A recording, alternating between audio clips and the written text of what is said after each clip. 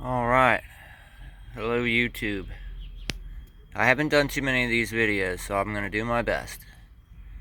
So, I'm working on this 2008 CTS 4, the 3.6 liter, direct injected, all-wheel drive, and it had a traction control, ABS, stability track, warnings, 3 different codes all came up, and basically I've dealt with this issue before. This here is called a toner ring. It's broken in half and it's really crusty, so you can't really, that's what it looks like brand new. But anyway, it basically is a magnet with spaces in it, so as the wheel turns, the sensor that goes through that hole right there, picks up on the magnet, on, off, and it does that for each wheel and knows the speed of the wheels relative to each other. When that toner ring breaks in half, it can't do that, and so it sets off a warning. And now your ABS and your traction control, stability control is not going to work. This one has, a brand new toner ring. It just doesn't really look like anything. You can kind of see, I don't know, you can kind of see a little pattern on the ring. If you look really close, you can kind of see the little, they're evenly spaced spots. I believe that's where the magnet has gotten rust or just some kind of metal pieces stuck to where, it's a positive spot on the magnet, and so stuff is stuck to it. But when it's brand new, it doesn't look like anything. It's just smooth. But it looks like something when it's old. So anyway, right, replacing this bearing here. 2 ways you can get it. You can get it assembled like this. I think it's $179 at AutoZone. I got this one off of Amazon for like 56 bucks, shipped overnight. Can't really beat that. As long as it goes together, we'll see. 2 ways you can buy it. You can buy it assembled like this, and you can buy it with just the bearing, and the toner ring comes on the bearing, and you would have to then press these pieces together. But basically, you would press this out of the center of the bearing, and then the bearing out of this hub. But for 54 bucks, I think you can get just the bearing for 30 bucks. I mean, for 56 bucks, I mean, you'd be crazy not to just go ahead and buy this. Because, I mean, with that toner ring, if you push on that wrong, it might crack. I wouldn't suggest pushing on that, but, it might accidentally happen and crack, and then you'd be out of a bearing.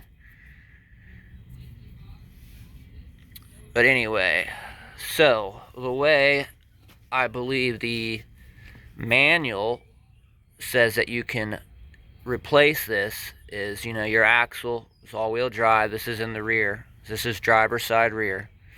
The drive axle goes through there, and basically, if everything was brand new, you would just take your axle nut off,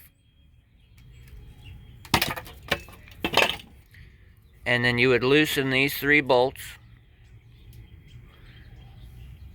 And I think you actually kind of have to pull it out, loosen them, pull it out, loosen them, because they can't just come all the way out. They end up hitting the axle. So you got to like loosen them a bit, pull the assembly out to where the bolts seat again, loosen them up some more, pull it to where it seats, loosen them up, if you understand what I'm saying, hopefully. But This car is old. It's an '08. Things are rusty. I did attempt to loosen these, but I was not trying to round them out, and difficult, very difficult. So taking this whole piece off is not really that big of a deal. Yeah, you got a lot of linkages connected to it. I believe, you got like your strut is here. There's a link there. There's a link here. This is your upper ball joint goes through here. But they're all the same size. And I'd put some lube on them. Maybe let it sit for a couple hours and then just zap them all out with an impact. You can do it. And then you just kind of have to finagle this out of there. I'll show you what it looks like in here.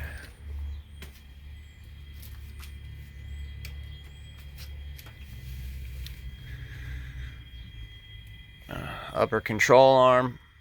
Here's the sensor. Obviously you want to take that out. First things first is the brake caliper and the bracket. So you take the brake caliper, the bracket loose. Then the e-brake is something different you have to deal with in the back and not the front.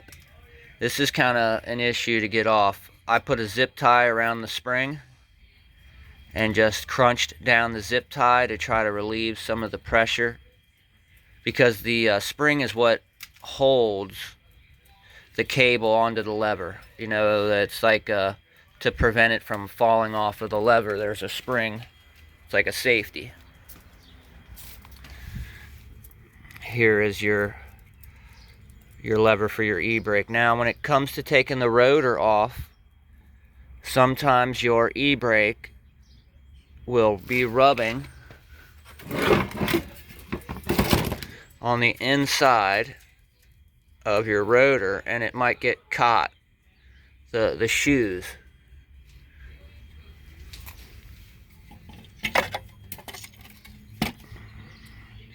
These brake shoes here, which is your e-brake, will get caught, just like on any drum brake vehicle.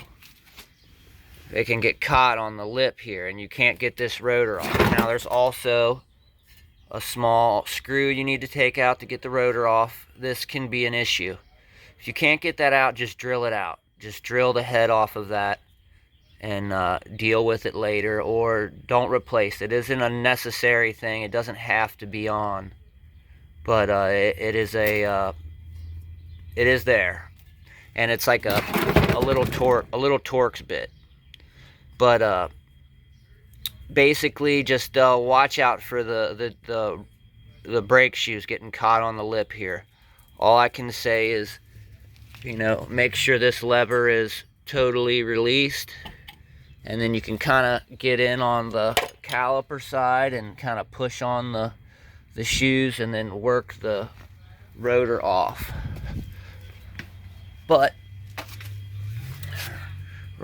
if you're gonna take this linkage loose or this hub loose, you need to take the axle nut off, get your brakes off, get your e-brake off, and then you need to get the car supported. Now I got more than just that. I don't recommend just using a scissor jack. That is very unsafe, but I got another one back there.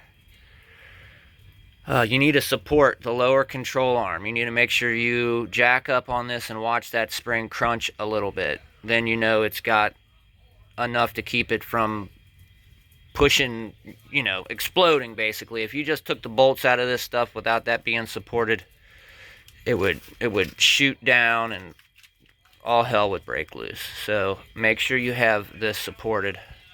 I would do some reading on it if you don't have any idea what I'm talking about. But here's your different linkages. There's 1, 2, there's your strut, lower control arm, and your upper control arm. Just bust all those loose. They're all the same bolts here. One's a nut for your ball joint. You can just smack on this a little bit with a hammer. Don't beat the shit out of it, but you can smack on that, and then you can smack on the knuckle right here, and because that's tapered, it'll help pop it out. Not too difficult, but once you get it all out, it should be pretty simple to change. I'm just gonna bust these 3 bolts here loose, and this assembly should fall right out of the front. And I'm just gonna take this and plug it right in there and retighten down the bolts. I don't think it needs to be in any general or specific location. It's all the same, so it doesn't need to be oriented in any certain way. But I'll try to get a video maybe halfway through me reassembling it to let you guys watch that, because getting all these linkages hooked back up is probably going to be a little bit more difficult than putting it together. I mean, than taking it apart. I think that'll do it for now. See you in the second portion.